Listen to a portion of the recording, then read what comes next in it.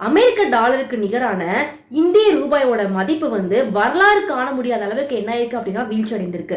இப்ப ஒரு அமெரிக்க டாலருக்கு நிகரான இந்திய ரூபாயோட மதிப்பு வந்து 95 ரூபாய். அப்படின்னா என்னது அப்படின்னா, இப்ப 95 ரூபாய் நம்ம கிட்ட இருந்தா மட்டும்தான் ஒரு அமெரிக்க டாலரை நம்ம என்ன பண்ண முடியும் அப்படின்னா வாங்க முடியும். சர்வதேச சந்தையில எல்லாமே பெட்ரோல், இந்த உரங்கள், அதுக்கப்புறம் தங்கம், இது எல்லாத்தையும் நம்ம வாங்கணும் அப்படின்னா நம்ம ரூபாயை வச்சு வாங்க முடியாதுங்க. அமெரிக்க டாலரை வச்சு மட்டும்தான் நம்மளால வாங்க முடியும்.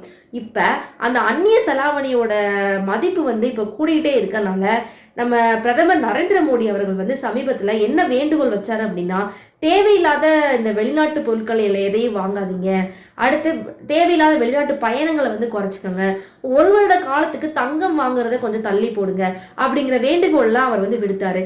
என்ன காரணத்துல நம்ம இந்தியாவோட ரூபாயோட மதிப்பு வந்து வீழ்ச்சி அடைந்திருக்குன்னு பாத்தீங்கன்னா, இந்த அமெரிக்கா ஈரான் போர் பதற்றம் தாங்க இதுக்கு முக்கியமான காரணமா இருக்கு. அதுல நடக்கக்கூடிய இந்த போர்னாலதான் நம்ம அந்நிய செலாவணி இருப்பு வந்து என்ன பண்ணிட்டு இருக்கு அப்படின்னா குறைஞ்சிக்கிட்டு இருக்கு. இப்ப பெட்ரோலுடைய விலையும் என்ன ஆயிட்டு இருக்கு அப்படின்னா அதிகரிச்சுக்கிட்டு இருக்கு.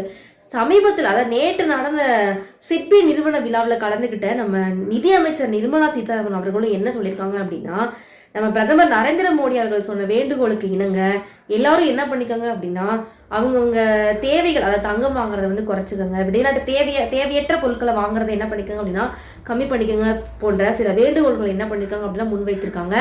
இதெல்லாம் நம்ம ஃபாலோ பண்ணால் மட்டும்தான் இனிவரும் காலங்களில் நம்ம நாட்டோட பொருளாதாரத்தை வந்து நம்ம என்ன பண்ண முடியும் அப்படின்னா பாதுகாக்க முடியும் அப்படின்னு நான் என்ன பண்ணுறேன் அப்படின்னு தெரிவிச்சுக்கிறேன்.